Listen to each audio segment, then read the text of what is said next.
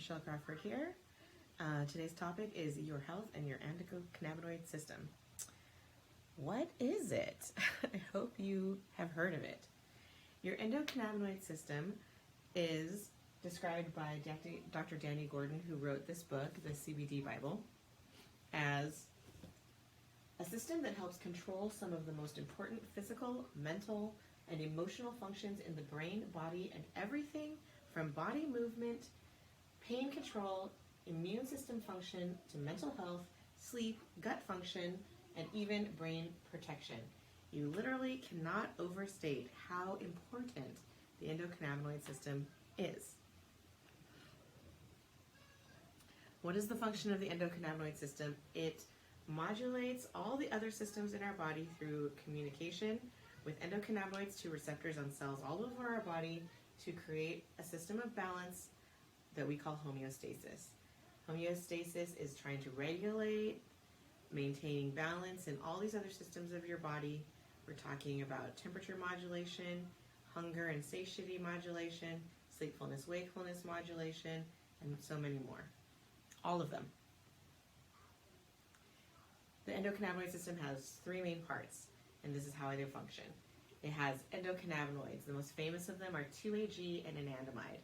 We know that there are about a dozen more, but without further research, it's very hard to discover them, isolate them, pin down what they do, understand how they can help us. We have receptors. They're called CB1, which are found mainly in our brain. As a matter of fact, they are the most numerous receptors in our brain, outnumbering all the other kinds of receptors by a ton. And CB2, which are found all over our bodies and our organ tissues and our skin.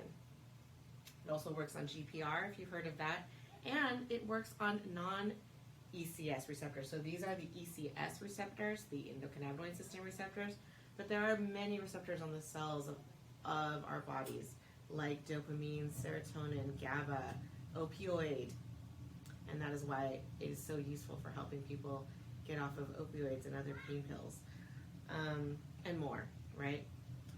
It's also comprised of enzymes. Enzymes both break down and create these endocannabinoids on command.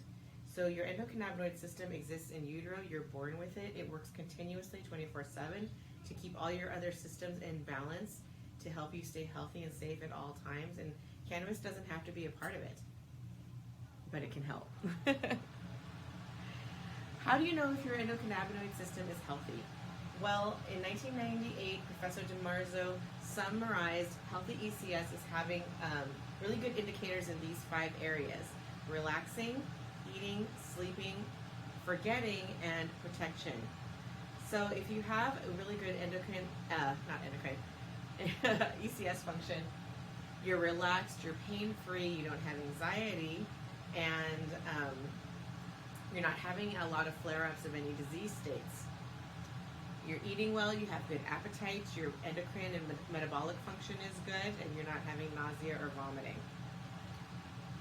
Sleeping, you're sleeping well, you're able to fall asleep, you're able to sleep all night, your sleep is restful and not full of tension in your body that keeps you from resting comfortably, you're not having pain waking you up all night. You're able to forget. Your brain is able to work through traumatic memories that cause fight or flight feelings inside of you. Those excited feelings get modulated by a healthy ECS, and traumatic memories slowly become forgotten and less traumatic as time goes by. But in an unhealthy ECS, these things aren't possible, and this is why people suffer from things like anxiety and PTSD and hypervigilance and things like that. Protect. So the endocannabinoid system, when it's healthy, is able to support your healthy immune function.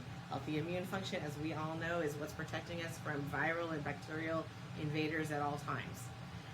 It's also neuroprotective. It helps us have optimum brain health. As Dr. Danny Gordon, you can pay her to help you have optimized brain health, and she will use cannabinoids, CBD, to help you get there, as well as THC and some other ones that we'll find out about in a minute. So neurodegenerative disease like Alzheimer's and Parkinson's and others can be prevented almost, we need more studies on it, but signs are really good. And people who have those problems, dementia, also respond very well to sort of maintenance when treated to have a healthy ECS system. Oh, let's not forget cancer before I move on. It's protective against cancer. Why? Because the ECS system is involved in the genesis of cells, modulating how many cells are created as well as how many are dying. Cells need to have a life cycle, and sometimes, as in the case of cancer, our cells are not following the right life cycle and they are proliferating malignantly. So that is one way that your endocannabinoid system modulates and protects your health, by telling cells to die when they're supposed to. And when that gets out of control, as we see in cancer, problems. Everyone's endocannabinoid system is different, like blocks of Swiss cheese. We have holes in different places. We have solid areas in different places.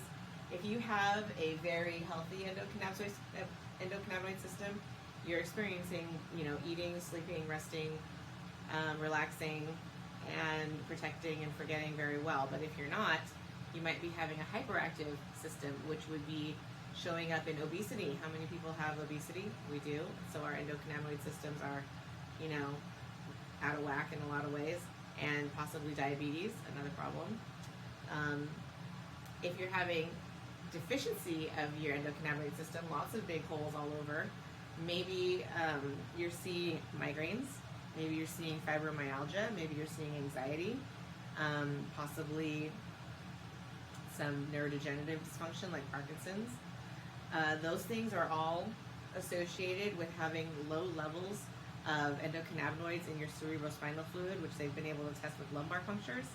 Not very convenient or handy for the rest of us who maybe want to know what our endocannabinoid system health looks like, and hopefully scientists will come up with some better tests for that in the near future.